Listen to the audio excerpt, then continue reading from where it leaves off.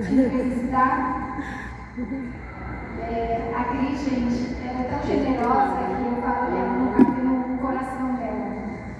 Porque o talento natural dela é agregar, é somar, é comungar várias mulheres, várias pessoas. Você continue preservando a sua luz. Tá? Você quer se apresentar? Por favor. Bom, para quem não me conhece, eu sou a Cristina Brasil, eu tenho 51 anos, sou mãe de 2 meninos e uma menina, então tenho 3 seres humanos aí para colocar nessa terra, né? E serem os melhores possíveis, principalmente os meninos, que eu faço questão de dar uma criação feminista, para que eles possam respeitar todas as mulheres e que eles entendam sobre justiça social, gênero, né, igualdade de gênero e tudo mais. Então essa é a minha missão, acho, como mãe, né? Deus me mandou 2 meninos e uma menina também, né? Mas os meninos eu faço questão de pegar mais pesado. Eu sou empreendedora desde 2014, então me libertei também do CLT e fui empreender quando nasceu o meu 3º filho. E desde então empreendo. Eu sou líder de um grupo de mulheres empreendedoras na cidade de Cotia desde 2016 também, que é o Mulheres da Granja Viana, e eu faço parte de alguns coletivos femininos. Então, eu faço parte do Mulher Ação, fui uma das fundadoras desde 2016, que é um grupo de ação social. Então, a gente ajuda mulheres em vulnerabilidade social, nas periferias, nas ocupações da cidade. Levando também conhecimento, né, sobre planejamento familiar, sobre abuso, sobre agressão, sobre tudo isso. Hoje falamos muito sobre feminicídio também, né? Então, para que as mulheres consigam enxergar os sinais, né, de como tudo começa. E faço parte de um coletivo feminino também na política, que é o Mandato Coletivo Feminino. Com esse a gente sempre se candidata como vereadoras e tudo mais. E também tenho o Empreendedoras de Cotia Região, onde eu coloco então as empreendedoras e a gente faz os eventos de networking. Você foi em um dos, né? Algumas meninas foram em outros, que é essa troca e essa rede de apoio que eu criei desde 2016 e que graças a Deus está só crescendo. Então a gente tem um grupo no Facebook com mais de 20 mil mulheres e no WhatsApp, no grupo do WhatsApp, a gente tem quase 900. Então, falam muito, mas a gente vai levando, né? Trabalhar com mulher não é fácil, mas é isso. Eu sou influenciadora na Granja Viana, então sou uma influenciadora regional, então faço divulgação também para o comércio local, para a gente gerar renda, para que o dinheiro fique dentro da nossa cidade, né? Essa é a minha grande luta, que a gente consuma de nós mesmas e que a gente consuma também, gente, dos nossos restaurantes, do nosso comércio. Eu estava acabando de falar com a Elisa, agora na Páscoa, da gente ter essa consciência de consumir nas pequenas empreendedoras, de você comprar os ovos da Páscoa de mulheres que sustentam seus lares com esse trabalho, né? Então eu tenho esse trabalho com as empreendedoras. Acho que é isso. Legal, Cris. Então vamos lá. O que te levou a criar o grupo Mulheres da Granja Viana e o que isso representa para você? Então, quando em 2014 eu comecei a empreender, eu criei o Noah nasceu em 2014, eu cheguei a voltar depois de 5 meses de licença maternidade, mas não consegui mais conciliar, né? Os 2 mais velhos, que tinham 16 e 13 anos, então tinha 2 adolescentes, um em cada escola, porque um dava conta de uma escola e a outra não, então ela era de uma escola que era mais adequada para ela e o outro para outra. Então eu tinha 2 adolescentes em cada escola e um recém-nascido, né, depois com 5 meses. E aí eu levava ele todo dia, eu trabalhava ali no Itaim, então eu deixava ele no Butantã na casa da minha sogra, saía de casa, sei lá, 5 horas da manhã com ele dormindo, voltava na cadeirinha, todo esse esquema de loucura. Deixava ele lá, ia trabalhar, ficava 9 horas lá, voltava, pegava ele lá, voltava. 4, às vezes 5 horas no trânsito, porque às vezes eu gastava 2 horas para ir, 3 para voltar, com um bebê no carro. Para quê? Então chegou um momento que eu falei, o que eu estou fazendo da minha vida, né? E não valia tanto a pena assim, sabe? Se a gente colocar na ponta do lápis, gente, o que a gente gasta de deslocamento, estacionamento, essa saúde mental também que vai pro saco, né, no trânsito, porque a gente fica tudo doido. E aí eu falei, eu vou empreender. Então eu pedi demissão e criei um e-commerce na época. A Elisa sabe, né? A Elisa era minha cliente, que o filho dela é mais ou menos da idade do Noah, que era um e-commerce de roupas infantis e brinquedos pedagógicos. E na época eu importava os brinquedos da Alemanha, porque eu morei lá nos anos 90, então eu tenho contatos lá até hoje, que eram brinquedos de madeira, brinquedos totalmente pedagógicos. E as roupas, que eram as cartas da vida, né? Tudo, eu tinha uma amiga minha dos Estados Unidos que mandava. Isso funcionou muito bem até 2018, quando surgiu o AliExpress. E aí os chineses me quebraram, né? Porque as pessoas não precisavam comprar mais de mim, elas compravam direto do site do AliExpress.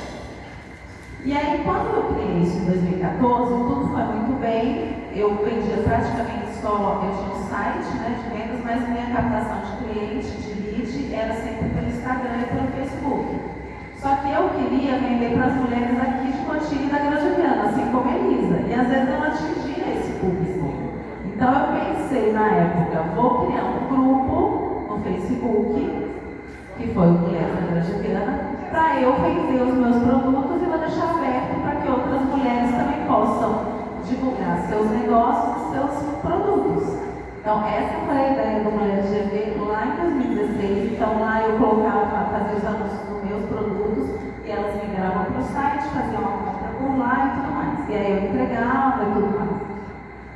Então começou assim, na verdade, por esse propósito. Né? Você falou de propósito, eu penso um pouquinho diferente. Eu penso que o propósito é sim o que a gente faz, mas eu penso que propósito é o que a gente faz e impacta na vida do outro, e não só na minha. Então eu tenho eu falei missão de criar 2 meninos, mas eu também acho que eu tenho essa missão e esse propósito de cuidar de mulheres e de criar essa rede de apoio. Eu acho que isso não foi por acaso, né? Não pode ter sido. Então foi isso. E a importância é a rede de apoio mesmo, né? Sim, a gente não faz nada sozinho, né? Eu falo que a coisa acontece em bando, e é em bando que é mais legal, na diversidade.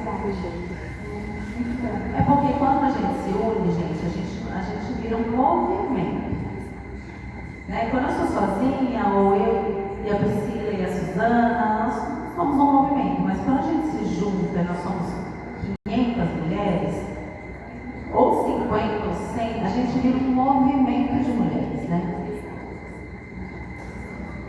Qual foi o maior desafio que você enfrentou como mulher empreendedora? Eu acho que com todas vocês, né, independente de terem filhos ou não, claro que o empreendedorismo materno é um pouco mais pesado, né? Mas o empreendedorismo feminino, ele geralmente tem um gatilho. Eu falo que o gatilho do empreendedorismo feminino é a maternidade. Eu acho que é o gatilho de quase todas nós. Se eu for perguntar aqui, quem passar o CLT e foi empreender, provavelmente 90% vai falar, quando eu tive meu filho, aí eu queria ter mais flexibilidade. A gente está vendo aqui, ó, a Andressa, o filho dela está aqui, né? O meu era para estar aqui também, mas não consegui uma pessoa para ficar com ele. E é isso, né? Então a gente tem que, acho que o maior desafio é romper as barreiras de tempo, de conciliar os papéis que a gente tem na vida, né? Que é ser mulher, ser esposa, ser mãe, ter a nossa casa, conciliar, como a Mônica falou, né? Conciliar a nossa imagem pessoal, que a gente também tem que cuidar disso, então isso também é uma tarefa nossa, e manter a nossa identidade. Acho que isso também é muito desafiador. Eu não quero ser sua mãe, não quero ser sua esposa, não quero ser sua empreendedora, eu tenho que ter a minha identidade, quem sou eu, Cristina. Né? Acho que isso é um dos maiores desafios. Isso é universal, não é só a gente se perde muito da gente mesmo, né? Fazendo um gancho com a sua fala, né? O que significa para você o empreendedorismo? Então, eu acho que é mais difícil, né, quando a gente é empreendedor e mãe, porque a gente tem mais esse papel, né, do maternado, que é um papel de peso, de responsabilidade, né? A gente tem uma vida sobre nossa responsabilidade, né?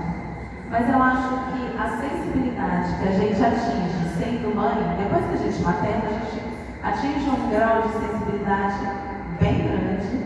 Eu acho que isso no empreendedorismo é muito válido.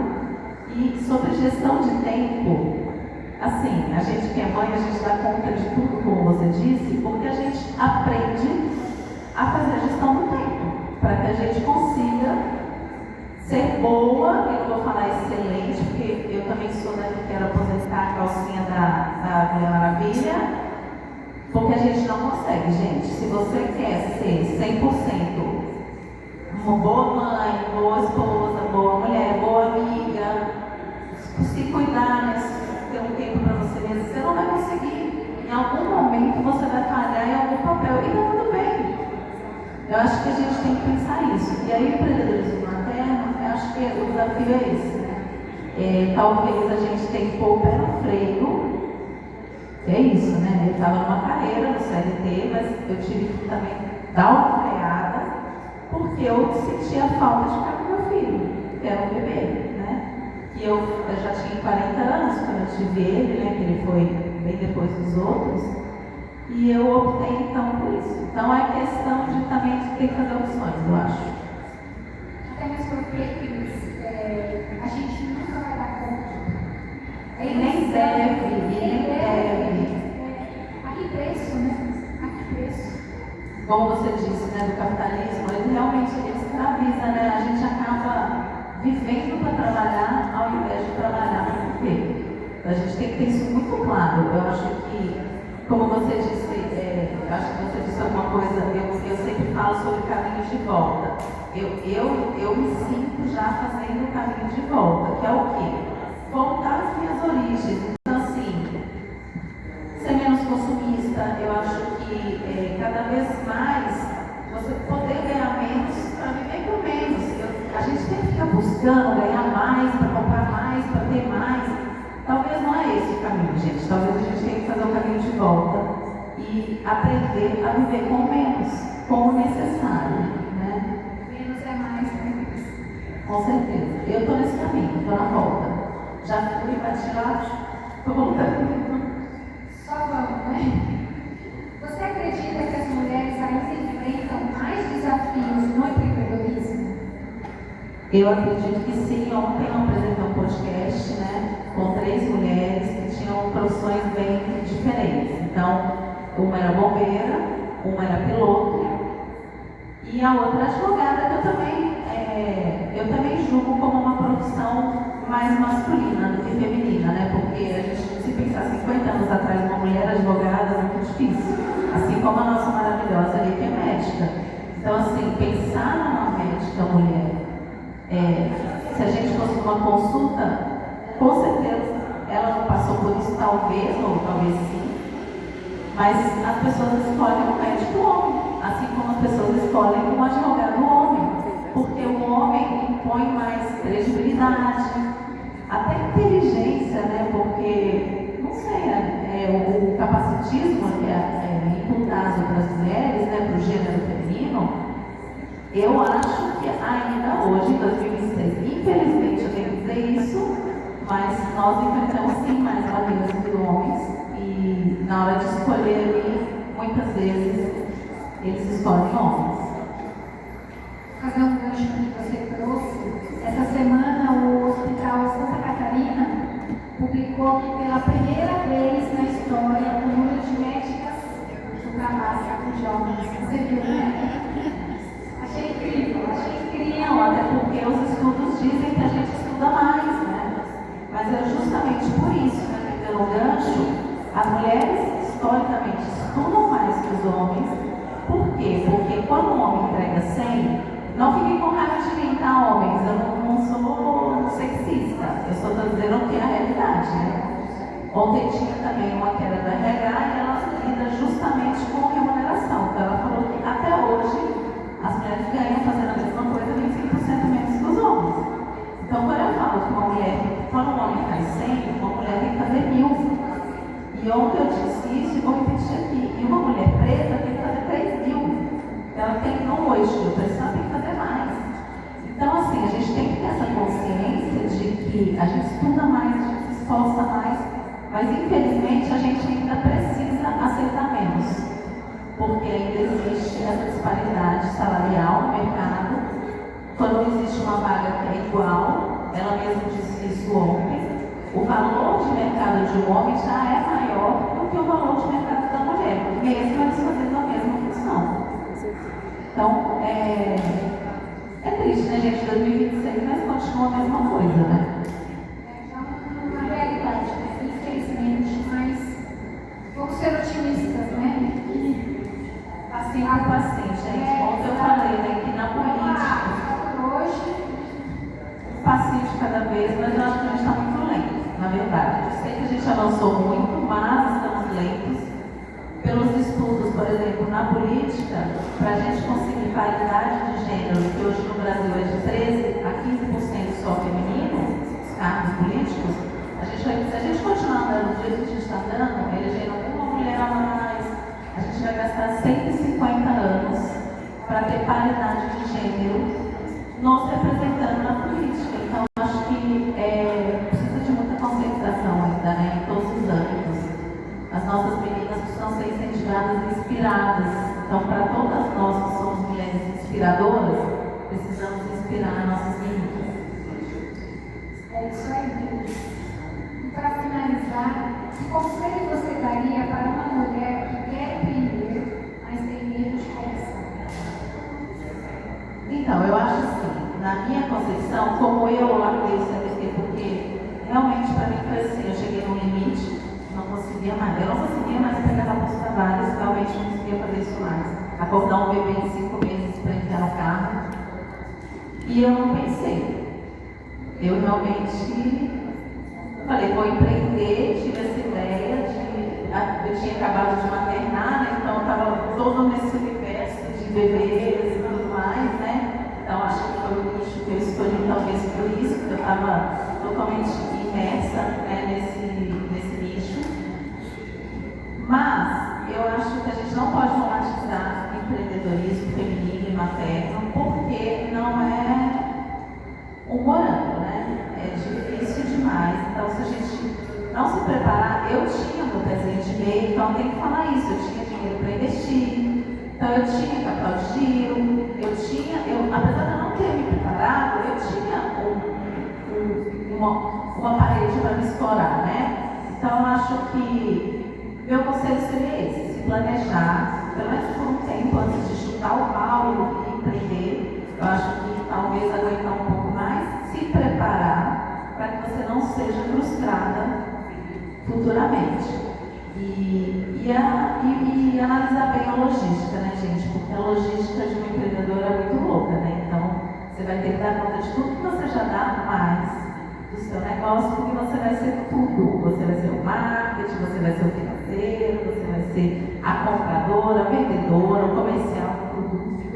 E social media também, que a gente tem que fazer Instagram também, né? Fazer vídeos, né, doutora Amanda? Tem que fazer, basta ser médica, tem que gravar conteúdo. E acho que é isso. Meu conselho seria fazer um planejamento estratégico